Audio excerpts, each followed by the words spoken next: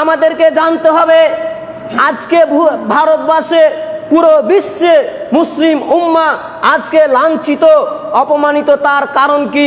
রাসূলুল্লাহ সাল্লাল্লাহু আলাইহি সাল্লাম তিনি কি বলেছেন? সম্মানিত উপস্থিতি,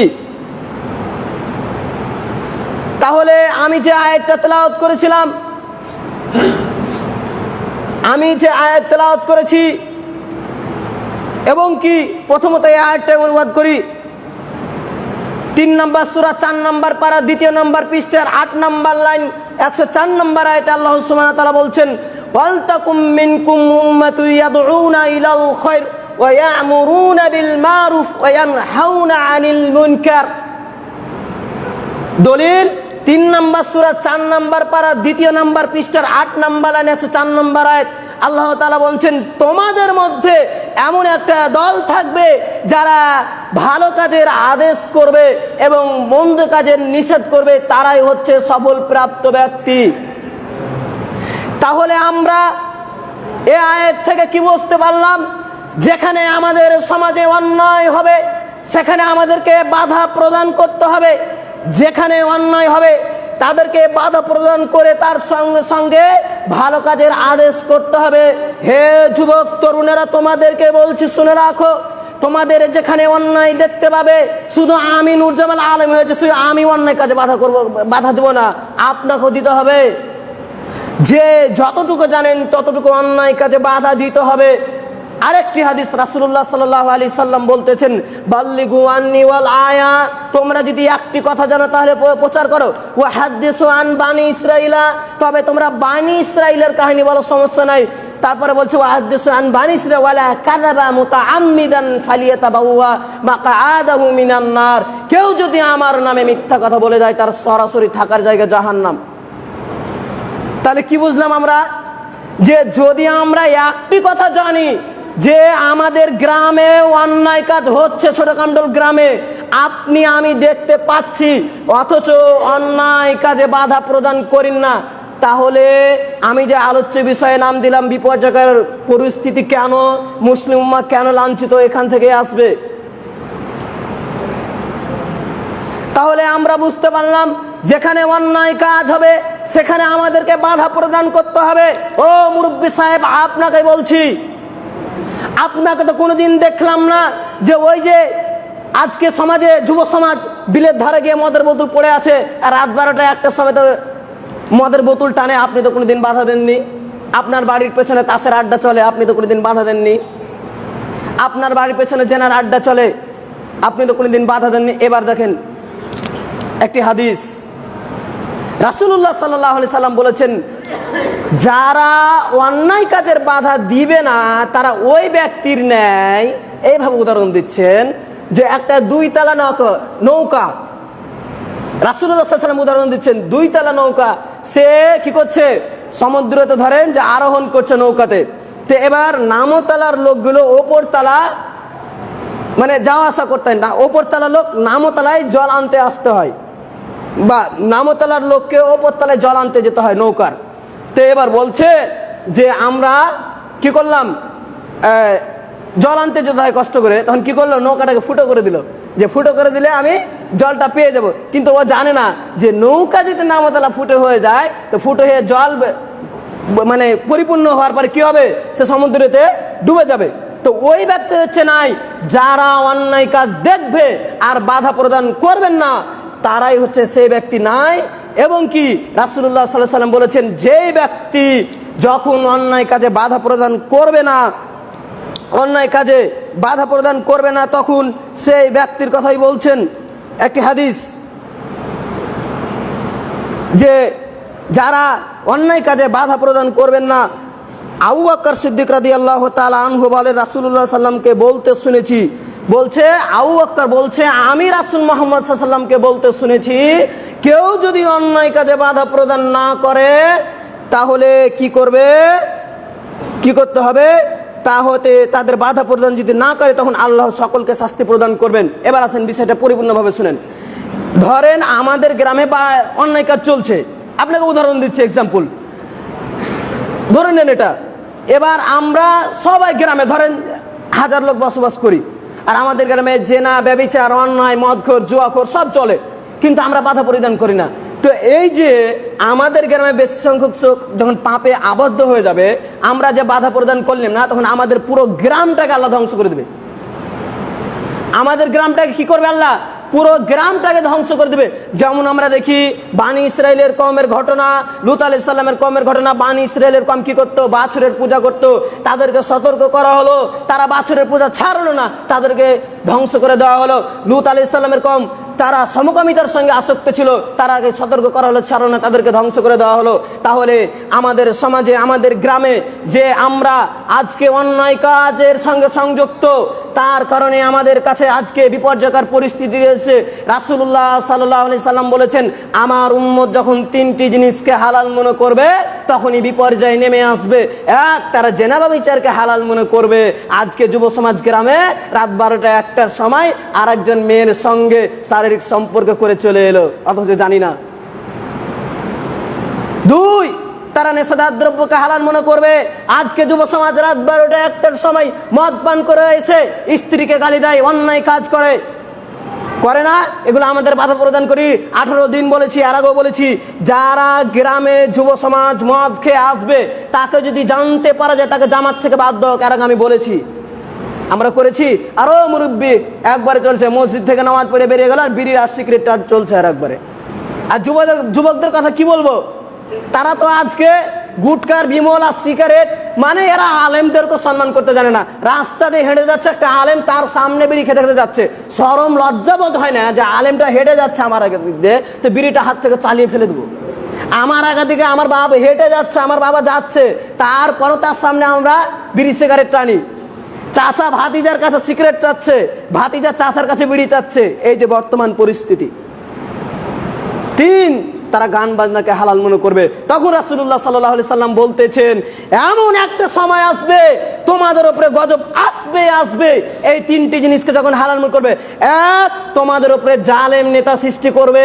আজকে নরেন্দ্র মোদী, আজকে ভারতবর্ষে মুসলিম উম্মাহ লাঞ্ছিত, অপমানিত।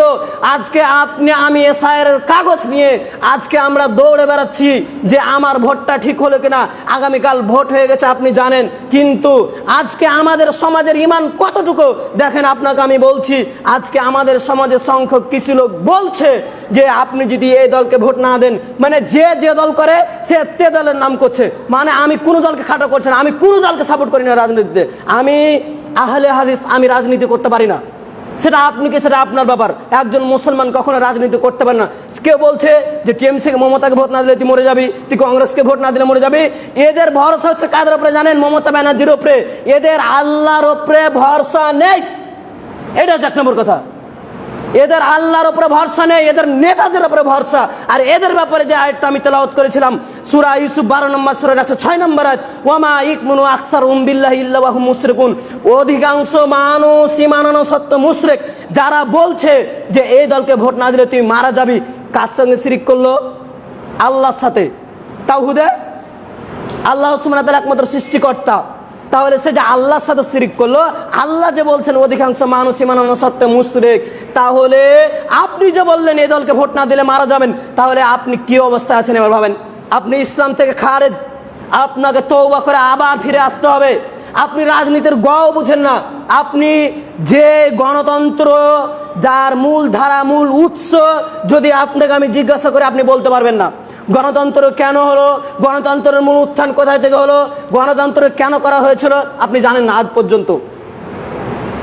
হ্যাঁ, বুঝতে পারছি, আমি ভারতবর্ষের পরিস্থিতি বুঝতে পারছি যে মোদিকে তো তাড়াতে হবে আমাদেরকে, কিন্তু ঠিক আছে, কিন্তু তার আগে তো আপনি আল্লাহর আইন বিধানগুলি মেনে চলবেন। আপনি তো 5 ওয়াক্ত সালাত আদায় করেন না। শুনেন, এই যে ভারতবর্ষে আজকে বিপর্যয়কর পরিস্থিতিতে মুসলিম উম্মাহ লাঞ্ছিত, অপমানিত হচ্ছে, তার কারণ হচ্ছে আমরা নিজেই দায়ী। কারণ আমরা অন্যায় কাজে প্রতিবাদ করি না, আমরা 5 ওয়াক্ত সালাত আদায় করি না, আমরা ইসলামের বিধিবিধান মেনে চলি না, আমরা নিজের মন মতো চলি। রাসূলুল্লাহ সাল্লাল্লাহু আলাইহি ওয়াসাল্লাম বলছেন যে জাহান্নামকে ঘিরে রাখা হয়েছে মানুষের কামনা বাসনার দ্বারা। আপনি যে নিজের ইচ্ছা মতন চলেন, আপনি কি করে বলতে পারেন এই কথাটা যে একে ভোট না দিলে আপনি মরে যাবেন? এত বড় কথা। দেখেন সেই ব্যক্তি নবী মুহাম্মদ সাল্লাল্লাহু আলাইহি ওয়াসাল্লাম, আরে আপনি কে আমি কে, সব থেকে সম্মানিত ব্যক্তি, নবীদের নবী, যিনি সর্বশ্রেষ্ঠ রাসূল, সেই ব্যক্তিটিকে সহ্য করতে পারেনি মক্কার মাটিতে। মক্কার ব্যক্তিরা রাসূল সাল্লাল্লাহু আলাইহি ওয়াসাল্লামকে তাড়িয়ে ভাগিয়ে দিয়েছিলেন মদিনাতে, তিনি মক্কা ছেড়ে মদিনায় হিজরত করতে বাধ্য হয়েছিলেন। তাহলে আপনি আমি কে? আপনার আমার উপরে বিপর্যয় এসেছে মানে এটা আমাদের পাপের গজব, আমাদের পাপের গজব, আমাদের পাপের শাস্তি।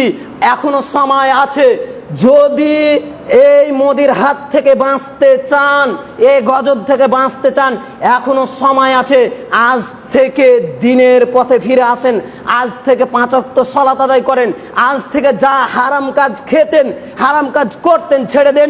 দেখবেন ওয়াল্লাহি, আল্লাহর কসম খেয়ে বলছি, আপনাকে বিপদ থেকে রক্ষা করবেই আল্লাহ। কিন্তু আপনাতে এতটুকু আল্লাহর উপর ভরসা নেই। আপনাকে আমি বলছি না। এবার আসেন আরেকটি হাদিস। এবার তাহলে আপনি বলবেন যে আমি ইসরায়েলকে কাগজ ঠিক করবো না, না আপনাকে ঠিক করতে হবে। দলিল, রাসূলুল্লাহ সাল্লাল্লাহু আলাইহি সাল্লামের কাছে একজন সাহাবী এসে বলছেন, আল্লাহ রাসূল, আমি কি উটটিকে ছেড়ে দেবো দিয়ে আল্লাহর উপরে ভরসা করব? তখন আল্লাহ রাসূল বলছেন যে না, তুমি উটটাকে বেঁধে দিয়ে আল্লাহর উপরে ভরসা করো। তার মানে আপনি এসআইআরের কাগজ ঠিক রাখবেন, সব কিছু ঠিক রেখে আপনি আল্লাহর তাকওয়াবান বান্দা হন, ভালো কাজ করেন, মন্দ কাজে নিষেধ করেন, হারাম খাচ্ছিলেন ছেড়ে দেন, যে ভুল পথগুলি করছিলেন ছেড়ে দেন, হালাল পথে চলেন, আল্লাহর উপরে ভরসা করেন, আল্লাহ অবশ্যই আপনাকে মোদির হাত থেকে রক্ষা করবে। আপনি বাঁচতে পারবেন, আপনাকে চ্যালেঞ্জ দিয়ে বলতে পারি। তাহলে আমরা কখন কোনটা বন্দে মাতরম বলতে হয় আমরা বলে দিই। আসলে শব্দের অর্থ জানি না।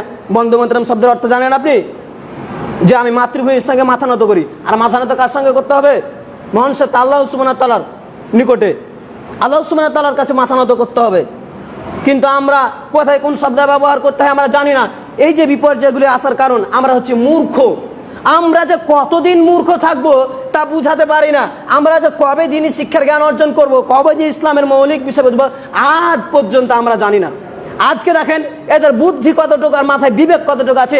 এখন এ আসে জুমার সালাত আদায় করতে এসে আমি যে আরো 15 মিনিট কথাগুলো বললাম, ওগুলো কোথায় গেল? এরা কত ব্যস্ততা দেখায় নিজেকে যে এতক্ষণে আসছে জুমার সালাত আদায় করতে। এরা কত, কে বলেছে তোমাকে জুমার সালাত আদায় করতে হবে? তুমি মনে ভাবছো যে আমি 5 ওয়াক্ত সালাত আদায় করবো না, জুম্মা সালাত আদায় করে মুসলমান? ধর্ম কি নিজের পেয়েছে নাকি? ধর্ম মানে আব্দুর রাজ্জাক বিন সাহেব একটা কথা বলে না, চাপাই নবাবগঞ্জের ধর্ম কি হাওয়াই লাড্ডু, মানে যেটা চাইবে তুমি সেটা করবা, যেটা চাইবে সেটা ছেড়ে দিবা। মানে এরা মনে ভাবছে যে আমি এখন জুম্মার সালাত 5 মিনিট খুতবা শুনবো আর জামাত পড়ে চলে আসবো, মুসলমান হয়ে যাব। ধর্ম বাপ দাদার নয়, ধর্ম কোরআন হাদিস দিয়ে চলে। 5 ওয়াক্ত সালাত আপনাকে ঠিক মতো সময় মতো আদায় করতে হবে। আপনি জুম্মার দিনে তো আজানের পূর্বে আসবেন। আমার মনে হচ্ছে শহর এলাকা থেকে ব্যস্ত। আপনাকে একটা ঠিকানা দিচ্ছি, এখান থেকে যাবেন শিয়ালদা থেকে 15 কিলোমিটার যাবেন, যে যাবেন গাজীপাড়া শহর। আর ওখান থেকে মানে গাজীপাড়া শহর হচ্ছে 4তলা জুমা মসজিদ, আহলে হাদিসদের জামিয়া মোহাম্মদিয়া সালাফিয়া। আমরা তো গ্রামের লোক, আমরা শহরের লোক কতটা ব্যস্ততা থাকেন, যারা শহরে থাকে সে ঠিক জানে। তারা যখন 10:30 বাজে, সকাল 10:30 বাজে, তার আগে মসজিদে আসতে শুরু করে দেয়। আপনি আজানের মনে করেন যে আজানের আগেখানে যাবেন, মানে 11:30 বা 12:10 না 11:40 বা 50 আপনি মসজিদে জায়গা পাবেন না, নামতলায় 2তলা 3তলাতে, তার আগেই লোক ভর্তি। তা আমরা জুম্মা দিনে গুরুত্ব বুঝি না। তাহলে আমরা লাঞ্ছিত হব না তো হবে কে? আমরা যদি লাঞ্ছিত না হয় তো হবে আর কে? এবার আসেন যে একটি কোরআনের আয়াত, যে আমি বললাম যে বাঁচবো কি করে, সূরা আর-রাদ 13 নম্বর সূরার 11 নম্বর আয়াত বলছে, নিশ্চয় আল্লাহ কোন জাতির অবস্থা পরিবর্তন করে না যতক্ষণ না তারা নিজেদের মধ্যে যা আছে পরিবর্তন করে। কি বুঝতে পারলেন? আল্লাহ ওই জাতির স্থান পরিবর্তন করে না ততক্ষণ পর্যন্ত যতক্ষণ তারা নিজের অবস্থান পরিবর্তন করে। এখন যে আমরা লাঞ্ছিত, অপমানিত, ভারতবর্ষের মুসলমানদের উপরে অত্যাচার হচ্ছে, আমরা এসআই নিয়ে ছুটাছুটি করলাম, ভোট নিয়ে আমরা কত কি করলাম, কিন্তু এই যে আমাদের স্থানটা যদি পরিবর্তন না করি তাহলে আমরা আমাদেরকে মোদির হাত থেকে বাঁচাবে না। তুমি মমতার উপরে যতই ভরসা করো, আর যে কোনো কংগ্রেস সিপিএম যে কোনো নেতার উপরে যতক্ষণ ভরসা করেন না কেন, এর ছাড় পাবেন না, পিঠের চামড়া তুলে দেবে। আল্লাহ নবীর ভবিষ্যৎবাণী, আপনার পাপ কাজ ছেড়ে দেন, আপনি বেঁচে যাবেন। আপনি তওবা করে দিনের পথে আসেন, এই লাঞ্ছিত অপমানের থেকে বাঁচতে পারবেন। আমরা মানুষের নিকটে গিয়ে বলছি আমার দলে ভোটটা দিন, ওই বলছে আমার দলে ভোটটা দিন, কোনোদিন বলতে পারলেন না ভাই আপনার হাত ধরে বলছি আপনি মদ খাওয়া ছেড়ে দেন, ভাই আপনার পা ধরে বলছেন আপনি আসেন মসজিদে 5 ওয়াক্ত সালাত আদায় করতে, কোনোদিন বলেছেন? কোনোদিন বলেছেন? কিন্তু মানুষের রাজনীতি করার বেলায় ঠিক আছে, তখন পা হাত ধরে বাপ নানা কাকা দাদা যা বলতে হয় বলবে, কিন্তু ভোটটা আমার দলে দিও। এই যে আমাদের পরিস্থিতি। আপনি খারাপ ভাবেন না, আপনার যে কত বড় আমি উপকারের কথা বলছি কেন আপনি বুঝতে পারবেন। আমি আলোচনার শেষে নিয়ে আসবো বিষয়গুলি। আপনাদেরকে অনুরোধ করে বলছি, যদি এই আযাব থেকে বাঁচতে চান তো পাপ কাজগুলি ছেড়ে দেন। আল্লাহর কসম খেয়ে বলছি, ওয়াল্লাহি আল্লাহর কসম খেয়ে বলছি, পাপ কাজ ছেড়ে দেন যদি বাঁচতে চান। এই আপনারা তো বুঝেন না রাজনীতি সম্পর্কে, আপনি তো সালাফি মানহাজ বুঝেন না, সালাফি আকীদা বুঝেন না, আপনি তো বাপ দাদার যুগ থেকে আহলে হাদিস, মানে আপনি আহলে হাদিস না, মানে শয়তান বললে চলে। মানে আহলুল হাদিস হচ্ছে তারাই যারা পবিত্র কোরআন এবং সুন্নাহ মেনে জীবনযাপন চলবে, তাদের মধ্যে থাকবে না কোনো রাজনীতি, তাদের মধ্যে থাকবে না কোনো শিরক বিদআত, আর এরাই হচ্ছে নাজাত প্রাপ্ত দল, এরাই জান্নাতে যাবে। তো আমরা বুঝতে পারলাম যে আমরা যদি অন্যায় কাজে বাধা প্রদান না করি তাহলে আমাদের ভয়াবহ পরিস্থিতি রয়েছে। আমি যেখানে যে অন্যায় হবে আপনি নিজে আমল করবেন, সেটাকে বাধা প্রদান করবেন। তাকে এটা না যে মেরে বলতে হবে, তাকে হিকমার সঙ্গে অবলম্বন করে এই করতে হবে, বুঝাতে হবে। এবার আপনি আমি যদি এই যে আমরা বংশের পাওয়ার, পার্টির পাওয়ার, মানে কাউকে কষ্ট দেওয়ার জন্য বলছেন, আপনাকে বুঝাচ্ছি, আপনি যে মানুষের উপরে অত্যাচার করছেন, মানুষের উপরে একবার ক্ষিপ্ত হয়েছেন, শুনেন একটা আয়াত 29 নম্বর সূরার 21 নম্বর পারা 2 নম্বর পৃষ্ঠা 6 নম্বর লাইন 157 নম্বর আয়াত আল্লাহ সুবহানাহু ওয়া তাআলা বলছেন, 29 নম্বর সূরার 21 নম্বর পারা 2 নম্বর পৃষ্ঠার 6 নম্বর লাইন 57 নম্বর আয়াত, কুল্লু নাফসিন যায়িকাতুল মউত, প্রত্যেকটি ব্যক্তিকে মৃত্যুর স্বাদ গ্রহণ করতে হবে, অতঃপর সুম্মা ইলাইনা তুরজাউন, তার রবের নিকট ফিরে যেতে হবে। আমরা আজকে মানুষের উপরে অত্যাচার করলাম, মানুষের উপরে আমরা ক্ষমতার পাওয়ার দেখালাম, মানুষকে হত্যা করলাম, মানুষকে হত্যা করে দিলাম। কারণ কেন হচ্ছে? আজকে বড় ভাই এক পার্টি করছে, মেজো ভাই আর এক পার্টি করছে, ভাইয়ে ভাইয়ে দ্বন্দ্ব, এই রাজনীতির কারণে। আরে নেতারা তো ভোটের পরে নেতারা আপনাদের খবর লিবে না, ও এসিতে ঘুমাবে, আর আপনারা ভাই ভাই শত্রুতা তৈরি করে, পড়শিতে শত্রুতা তৈরি করে, ভাই ভাই ঝামেলা, ভাই মিল নেই, বাপ ভাই মিল নেই। কিসের কারণে? এই রাজনীতির কারণে। আমরা ভাইকে হত্যা করে দিলাম, কত সোশ্যাল মিডিয়াতে ঘটনা দেখছেন। আপনি মনে করলেন যে আমি একটা মানুষকে তাকে দুর্বল পেয়ে হত্যা করে দিলাম, তার উপরে অত্যাচার করলাম, কিন্তু আল্লাহ বলছেন কুল্লু নাফসিন যায়িকাতুল মউত, প্রত্যেকটি ব্যক্তিকে মৃত্যুর স্বাদ গ্রহণ করতে হবে। আমি যে একজনের প্রতি অত্যাচার করলাম, আমি মারা যাওয়ার পরে আপনি মনে ভাবলেন যে আমি মরে গেলাম তারপরে ছাড় পেয়ে যাব না? ছাড় পেয়ে যাবো মনে ভাবছি যে মরে যাওয়ার পরে ছাড় পেয়ে যাব, এতই সস্তা। তারপরে কি বলছে? সুম্মা ইলাইনা তুরজাউন, মরার পরে তার রবের নিকট ফিরে যেতে হবে। আপনি মরে গেলেন, মরে যাওয়ার পরে আপনার রবের নিকট ফিরে গেলেন, আপনি ছাড় পেয়ে যাবেন তারপরে? যে আমি পাওয়ার দেখালাম, আমি পাওয়ার দেখিয়ে গেলে মরে গেলাম, যে ছাড় পেয়ে যাবে না? আমরা কি বললো আল্লাহ? যে মরে যাওয়ার পরে তার রবের নিকট ফিরে যেতে হবে, আর ফেরেশতা রেডি হয়ে আছে কবরে। কেউ কাউরি থাকবে না বাঁচাবার জন্য, কেউ কাউরি থাকবে না বাঁচাবার জন্য ওই দিন, কেউ কাউরি জন্য বাঁচাবার জন্য থাকবে না। এবার আসেন আরেকটি হাদিস, রাসূলুল্লাহ সাল্লাল্লাহু আলাইহি ওয়াসাল্লাম, সময় যেহেতু অল্প,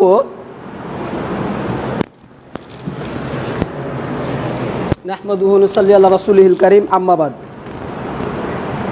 যে কথা বলতে চাচ্ছিলাম, রাসূলুল্লাহ সাল্লাল্লাহু আলাইহি ওয়াসাল্লাম বলতেছেন, ও আমার সাহাবীরা, আমি তোমাদের কাছে দুইটি জিনিস রেখে যাচ্ছি। কয়টি জিনিস? দুইটি জিনিস।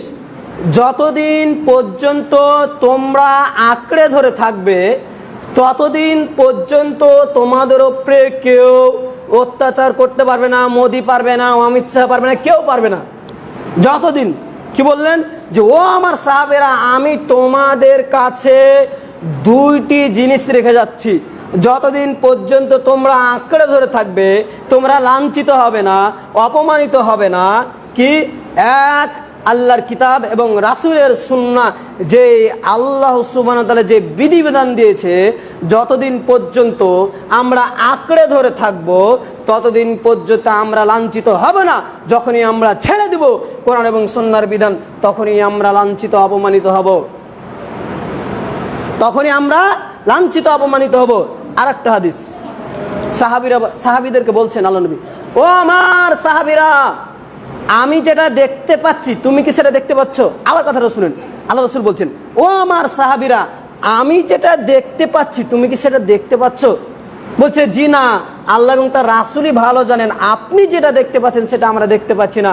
তখন বলছেন যে আসমান থেকে যেমন বৃষ্টি টালির উপরে পড়ে top top top top top top top top করে বৃষ্টি পড়ে, তা আমি আল্লাহর নবী দেখতে পাচ্ছি যে আসমান থেকে পৃথিবীতে ফিতনা, ফাসাদ, ঝামেলা, মারামারি, অশান্তি বর্ষণ হচ্ছে। কি বললেন? যে আসমান থেকে যখন বৃষ্টি top top top top top top করে পড়ে, যখন বৃষ্টি হয়, অনুরূপভাবে পৃথিবীতে ফিতনা, ফাসাদ, ঝামেলা, মারামারি, অশান্তি আজকে পৃথিবীতে বর্ষণ হচ্ছে। আল্লাহ নবীর এটা ভবিষ্যৎবাণী। আর আমি বললাম আপনাকে যে আমরা কেন লাঞ্ছিত হচ্ছি। এখানে আল্লাহ রাসূল সাল্লাল্লাহু আলাইহি ওয়াসাল্লাম 3টি পাপের কথা উল্লেখ করেছেন, যে হাদিসের সূচনা এটা অনুবাদ করেছিলাম। 1, জেনা বা বিচার; 2, গান বাজনা; 3, নেশাদার দ্রব্য। এগুলো ছেড়ে দেন। বিড়ি খাওয়া ছেড়ে দেন, সিগারেট খাওয়া ছেড়ে দেন, মদ খাওয়া ছেড়ে দেন, জেনা করা ছেড়ে দেন, গান শোনা ছেড়ে দেন, বই দেখা ছেড়ে দেন। দেখবেন দিনের পথে আসেন, প্রত্যেকটি যুবক তোমাদের একটা নাসিহা করে যায়, শেষ নাসিহা। তোমরা যে যেখানে থাকো না কেন, তোমরা যে যাই করো না কেন, যুবক তোমাদেরকে বলছি, ফরজ সালাতটা আদায় করি। খেলার মাঠে থাকো, জামাতে যদি আসতেও না পারো তো 4 রাকাত সালাত আদায় করে যাও, ফরজ সালাত আদায় করো। মুরব্বী সাহেব আপনাকে বলছে, আপনি যেখানেই থাকেন, জামাতে যদি আসতেও না পারেন 5 ওয়াক্ত সালাত আদায়টা করেন। আর আপনাকে সুন্নাত পড়তে মানে ফরজ সালাত আদায় করেন। আপনি বুঝতে পারছেন, আপনি যদি চান যে এই মোদির হাত থেকে বাঁচবো, এসআইয়ের থেকে বাঁচবো, এই গজব থেকে বাঁচবো, যে যেখানে থাকেন সবাইকে বলছি, অনুরোধ করে বলছি, আপনার হাত পা ধরে বলছি। কারণ যে আল্লাহ নবী চায় না যে আমার উম্মতেরা জাহান্নামে যাক। অনুরূপভাবে আমি আপনার গ্রামের ছেলে, আমি চাই না যে আপনি জাহান্নামে যান, আমি চাই না যে আপনি ধ্বংস হয়ে যান, আমি চাই না যে গ্রাম ধ্বংস হয়ে যাক এই পাপের কারণে। আমি চাই যে গ্রাম হেফাজত থাকুক, মানুষেরা ভালোভাবে মানুষ হোক, মানুষদের কাছে দিনের দাওয়াত পৌঁছাক, মানুষেরা কোরআন এবং হাদিস মানুক। আপনি যেখানে থাকেন না কেন 5 ওয়াক্ত সালাতটা আপনি আদায় করেন, এটা আপনাকে অনুরোধ করে বলছি। বিশেষ করে সবাইকে, আপনি এতদিন কি করেছেন না করেছেন জানি না, আপনি কি করলেন এতদিন জানি না, কিন্তু আপনি আজ থেকে তো তওবা করতে পারবেন যে আল্লাহ আমি তো এতদিন কি করেছি না করেছি, আজ থেকে আল্লাহ তোমার নিকট ফিরে এসেছি। আল্লাহ বলছেন উদউনি আস্তাজিব লাকুম, বান্দা তুমি আমার নিকটে চাও আমি তোমাদেরকে দিব। আর সবাইকে বলছি, যারা 5 ওয়াক্ত সালাত আদায় করছেন সবাইকে বলছি, 2 রাকাত সালাত এই বিপদ থেকে মুক্তি আদায় করার পথ। আপনি রাত 12টা 1টার সময় উঠবেন, আল্লাহর নিকটে ক্ষমা প্রার্থনা করবেন। আল্লাহ আজকে আপনি জানতে পারছেন যে মুসলমানের পরিস্থিতি কি, মুসলমানেরা কোন পর্যায়ে আছে। আপনি আল্লাহর নিকটে কাঁদতে থাকেন, দোয়া করেন যে আল্লাহ আমি এতদিন কি করলাম জানি না, আপনি আমাকে ক্ষমা করেন। আল্লাহ আজকে আমাদের পরিস্থিতি খুব ভয়ানক, আজকে আমরা ভারতবর্ষে মুসলিম উম্মাহ লাঞ্ছিত, আল্লাহ আপনি আমাকে হেফাজত করেন। রাত্রে 2 রাকাত সালাত আদায় করে আল্লাহর নিকটে চান। আল্লাহ বলছেন বান্দা তুমি আমার নিকটে চাও আমি তোমাদেরকে দিব, বান্দা তুমি যদি এক হাত এগিয়ে আসো আমি তোমাদের দিকে আরো এগিয়ে যাব। আপনার এটা কর্তব্য, আপনার দায়িত্ব এই পরিস্থিতি থেকে মুক্তির উপায়। এবার আপনি যদি ভাবেন যে তারপরও যদি আমাদের উপরে বিপর্যয় আসে, সাহাবীদের উপরে এসেছে, তাদের ঈমান আমাদের উপর কিচ্ছু নয়। আপনি দেখেন একটা ঘটনা শুনে, সাদ ইবনে আবু ওয়াক্কাস বা মুসাইব ইবনে উমাইর বাপের একটা ছেলে, মুসাইব ইবনে উমাইর, আরে এখন কি বড় লোক, বিল গেটস তার থেকে বড় লোক ছিল।